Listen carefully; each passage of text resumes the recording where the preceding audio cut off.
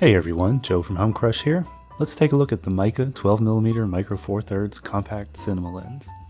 If you're familiar with Meike's 25 or 16mm Cine lenses, then you already know what to expect in terms of handling. Like its siblings, the 12mm features an all-metal housing, weighs less than 600 grams, has standard pitch gears for focus and aperture, a long focus throw, and is threaded for 77mm filters. I think at this point most people pull focus by monitor, but if you still carry around a measuring tape, the Meike lenses have both imperial and metric focus markings, but only on the left side.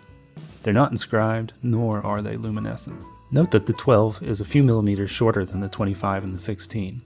Now, small physical differences aren't uncommon for matched cinema lenses, and the gear positions do still match, but this does mean that you may have to adjust accessories that go in front of the lens, such as a matte box. Like I said, this isn't unusual, especially for wide lenses, but the 12's length is so close to the others that it's annoying that they don't match.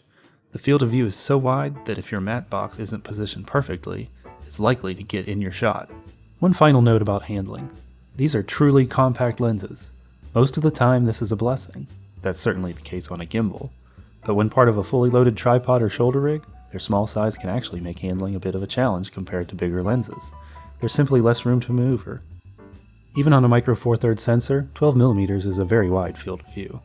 For narrative filmmaking, it's hard to imagine a scenario in which I would go wider. This lens is going to give you all the room you could need for anything other than a specialty application, such as a real estate video. Pictures speak louder than words, so let's compare the field of view of Meike's three lenses in my roughly 9 by 12 feet office. As you would expect, the 12mm renders about twice as much of the scene. As a side note, stacking the images like this calls attention to the vignetting, which isn't very noticeable in a normal shot. In addition to revealing more or less of a scene, different focal lengths yield a different look when positioned to capture your subject at the same size. Using a wide-angle lens for close-ups looks very different than capturing the same shot with a telephoto lens. Not only does the actor's face distort differently, but more or less of the background action is revealed. The Coen brothers are masters at using wide-angle lenses for close-ups in order to create an unsettling, intimate feel. A technique I like to crib, so I'm happy to have this lens in my kit.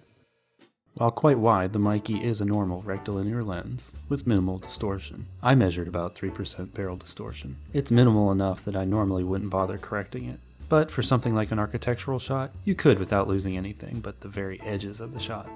A wide-angle lens is never going to be a bokeh monster, but it's good to see effectively no focus breathing.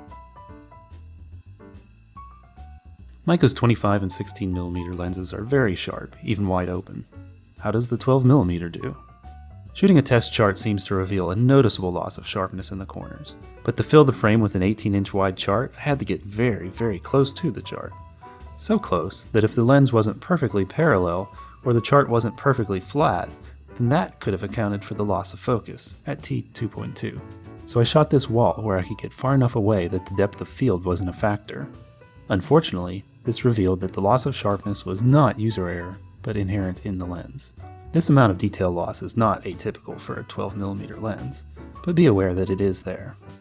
Vignetting is very manageable, with only a 7% difference from center to corner. Unlike f-stops, t-stops are supposed to be an absolute measure of the light that makes it through a lens. As such, we should expect that all of Meike's lenses, which are all labeled T2.2, should expose the same at that aperture setting. Instead, what I found was that while the 12 and 16 did indeed match, the 25mm was noticeably brighter, 4% brighter to be exact. Now, this is very easy to correct in post, assuming you don't blow your highlights, but they really should match.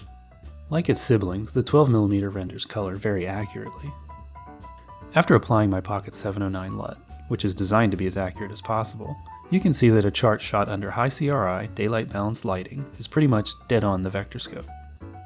Allow me to take a slight detour and compare Blackmagic's extended video LUT to my Pocket 709 LUT.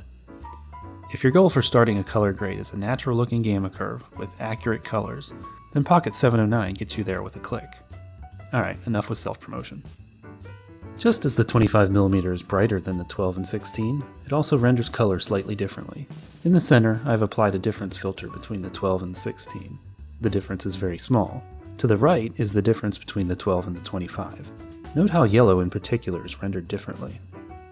I have no actual data to support this hypothesis, but when I also consider the brightness difference, I wonder if the 25mm lens uses different coatings.